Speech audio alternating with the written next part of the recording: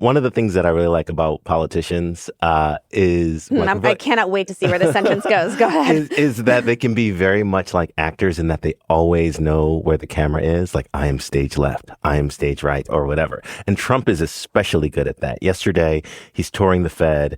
And he's basically criticizing Jerome Powell, the chair of the Fed. And he starts speaking. And he's like, no, Jerome, come here. And he basically puts him directly in the line of the cameras and all of that stuff so that, like, everybody can see as he's kind of giving it to Jerome Powell or whatever. So I think Trump is just a master at understanding, like, camera angles and dramatics and arc. And the problem with, like, this moment is that he's kind of using everything that he and the press office can do to try to deflect or distract or whatever. And it's just not working. Everybody wakes up and it's like, what's going to happen with this Epstein stuff?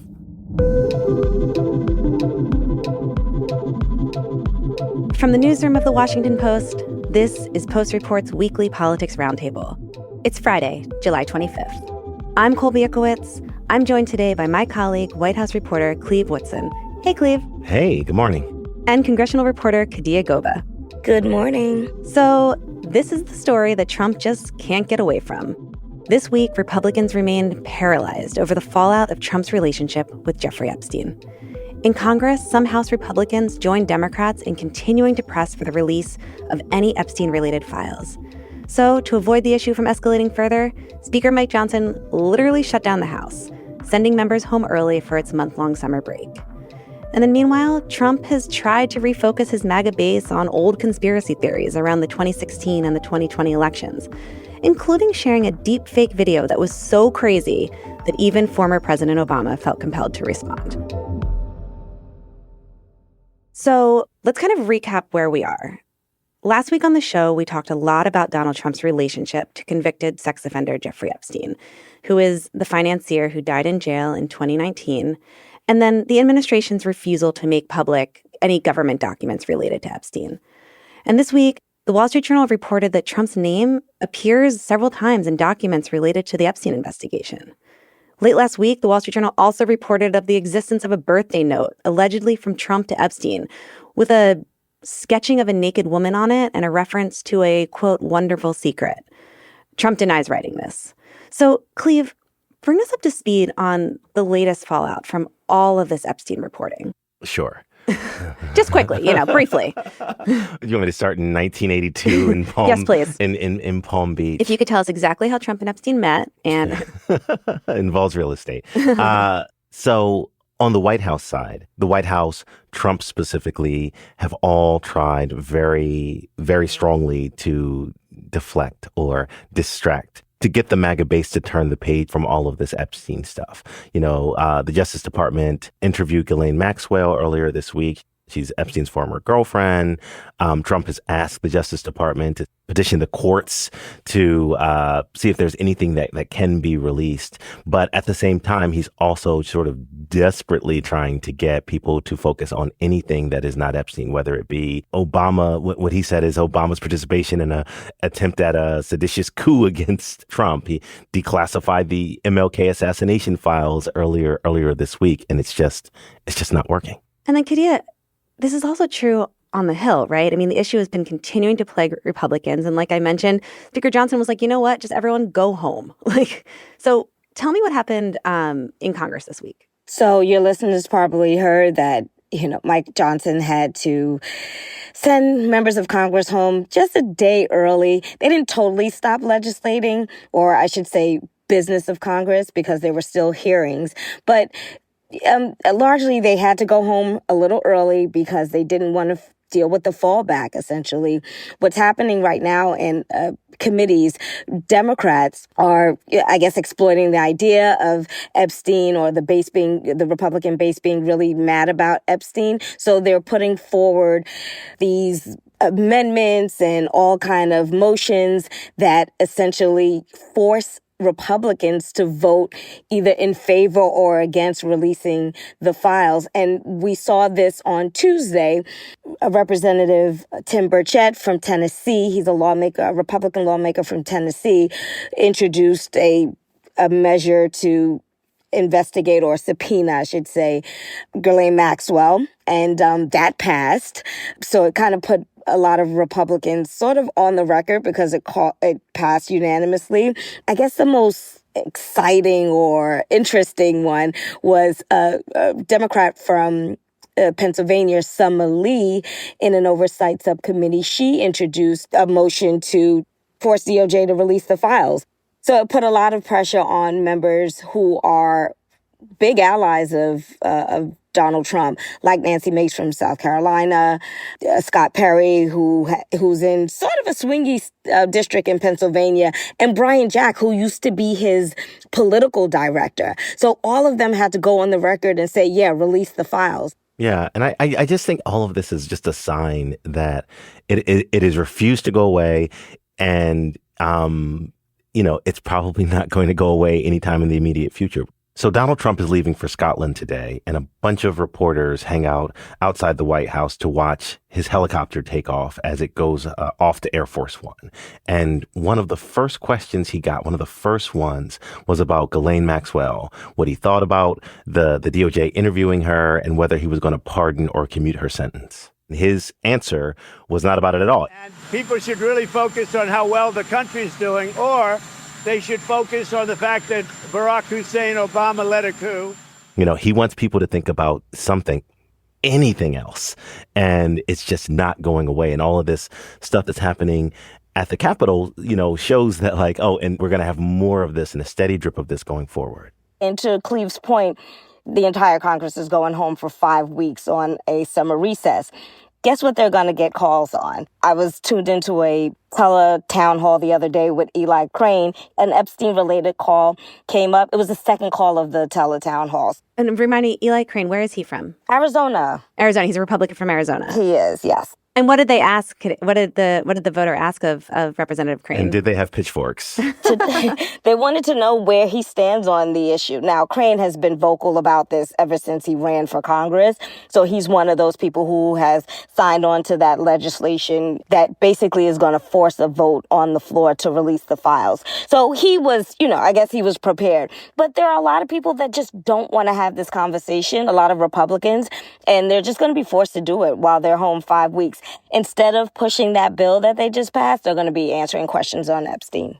So that's so interesting because this is maybe, and Cleve kind of alluded to this, maybe for the first time since Trump appeared on the political stage, he's facing real opposition from within the party. And this isn't just voters. This is also from members of Congress that are not necessarily standing with him on this. Yeah, I mean, I'm going to botch this quote, but Trump said very famously, I could shoot somebody on Madison Avenue or whatever, or Fifth Avenue, and get away with it.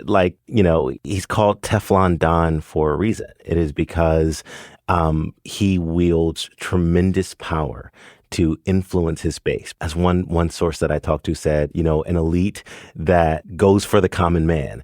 And this is the first time where for a lot of people, it is, in their view, Donald Trump being an elite who is protecting other elites, that he is not fully with them, that he's not, he's more interested in their opinion in protecting the self-interest of the rich, powerful, politically connected, famous people, as opposed to giving his followers what they want, which is transparency.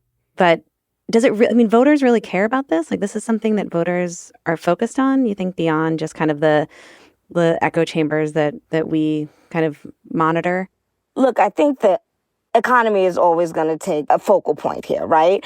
But again, we have this current situation that is not going away, that happens to actually be unfurling because we have subpoenas that are coming along, and those subpoenas will probably take hold in about, I'd say, 30 days. So that is front and center. And some of these Republicans ran on the issue of transparency and specifically the Epstein files. So it's a little difficult to convince people that you're being transparent or honest with them about the economy when you can't deliver something as easy as the Epstein files, when this is something that your base has been talking about for a while and something you, as a Republican member of Congress, convinced them that should be something to be revealed. just one thing that I'll add to that very good point is that it is not something that is on the minds of all voters. If I call my mom doesn't know much about Jeff Epstein or whatever. Maybe she actually, Mom, are you listening? Like, maybe she does. But it is on the mind of the most vocal voters. You know, the loudest members of the base, the people who show up to primaries, the people who are going to show up to a town hall over the next little bit, and who have been very, very solidly with Trump. And that matters. You know, if it pulls away independents or folks who vote for Democrats occasionally or whatever, that's one thing. But this is like shaking the fundamental bedrock of the MAGA movement. And that is very, very concerning to Trump and anybody that stands to benefit from Trump's power. This is so great, guys. We're going to take a break. And after the break, we'll talk about, like Cleve mentioned, all the ways that Trump has been trying to distract from the Epstein case. And those efforts have proved to be somewhat futile. We'll be right back.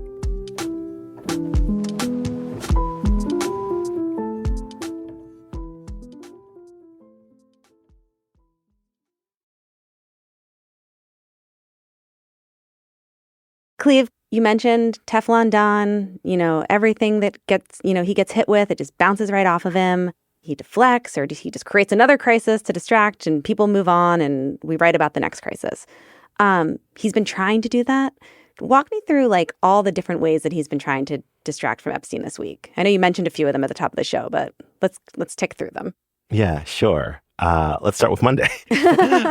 On Monday, his administration, the White House, released files related to the assassination of Martin Luther King Jr. Just, if you're a conspiracy theorist, as some of his followers are, the trove of data about this assassination is just sort of catnip. Dive into that. A day or two later, Tulsi Gabbard showed up in the briefing room. And of course, that's Tulsi Gabbard, as in the former Democratic Congresswoman, former Democratic presidential candidate, turned Trump's director of national intelligence. The evidence that we have found and that we have released directly point to President Obama leading the manufacturing of this intelligence assessment. There are multiple pieces. Last week, she had said that he had declassified what she said was evidence that Obama and Obama administration officials had, participated in an effort to undermine Trump, sort of underlying the last decade of what Trump sees as Trump-related persecution, and so she declassifies this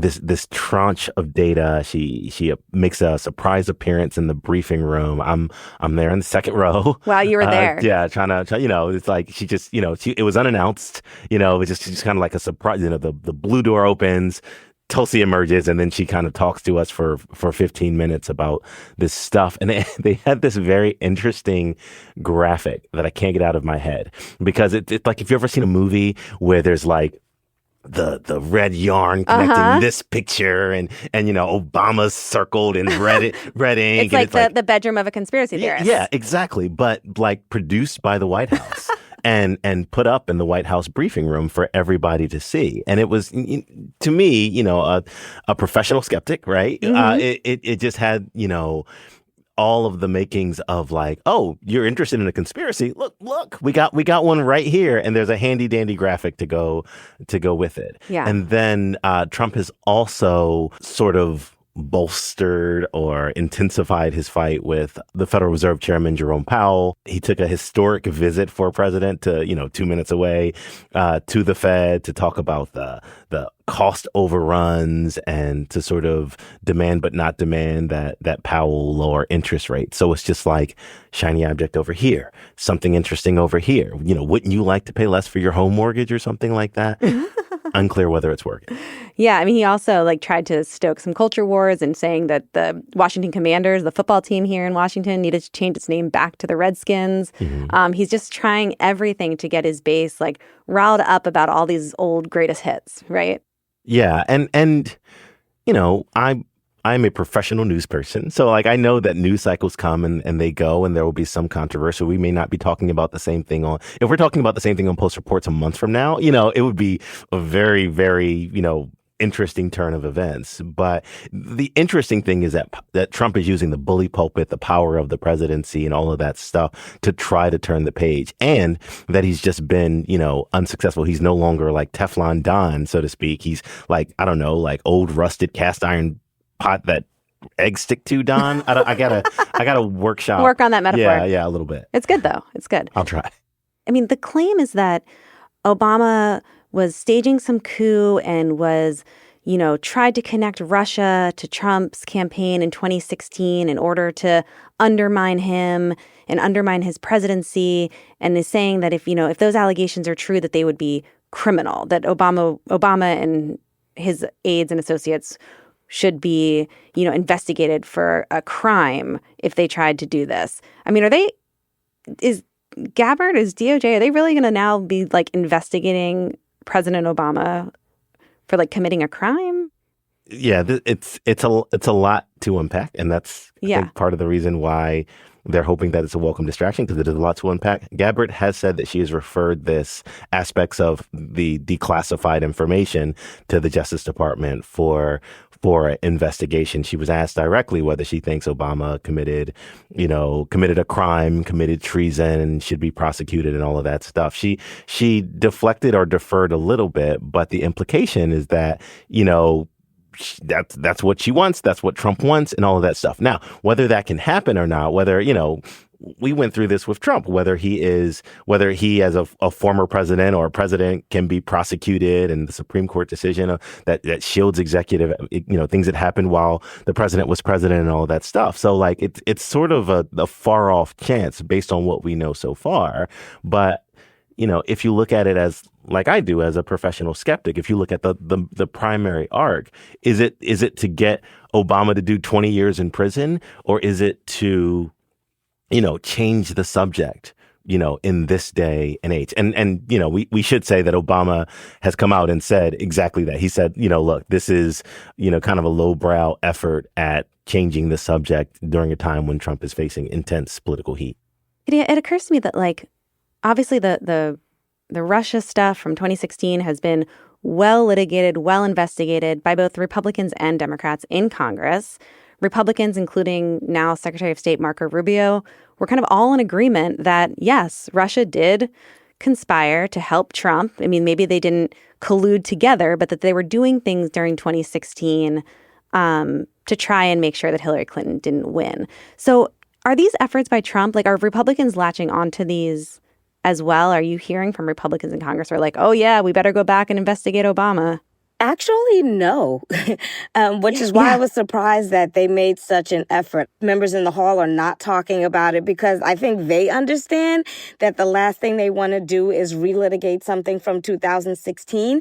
It doesn't help them in the midterms. It distracts people from, again, this one big, beautiful bill. There's a reason why members rush to pass this thing in the first 6 months of the presidency, so they can tout, how they are finally cracking through and government is working under a Trump administration. So that to me was just a welcome. I haven't heard a single member talk about that, to be honest with you. So interesting. That's so interesting. So it's like, it's not working almost on any level. No, it's not. I'll be interested to hear if their constituents are talking about any report that Tulsi Gabbard released. What's so interesting, and, we've alluded to this throughout this conversation, is that Trump has prided himself on how loyal the MAGA base is to him, both his supporters and those in Congress. I mean, they've overlooked any number of things from, more than 24 accusations of sexual misconduct. Felony convictions, the January 6th attack on the Capitol. Like, they've made excuses for him time and time again.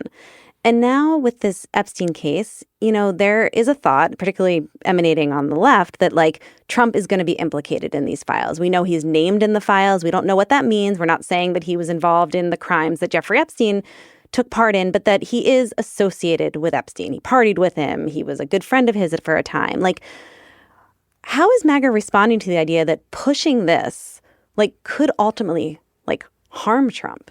They're just in a really tight position right now because it's just the last thing they want to be talking about. People say, well, they were friends. That is one argument I've heard from Republicans. It's widely known that he was friends.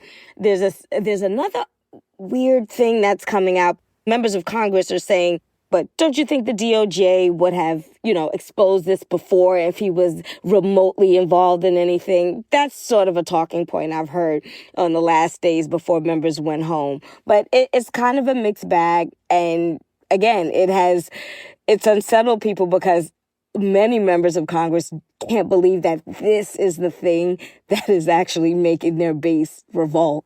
Well, and I've talked to a lot of Trump supporters over the year, like a lot of Trump supporters. Yeah, over you're the out in year. the country a lot, Cleve. Yeah, it's very illustrative because I think that, as difficult as this can be to imagine, a lot of Trump supporters believe that, even though Donald Trump was born rich and got richer, New York, real estate financier, most powerful person in the world, a lot of people feel like Trump is one of us, like one of them. He is like us, like-minded.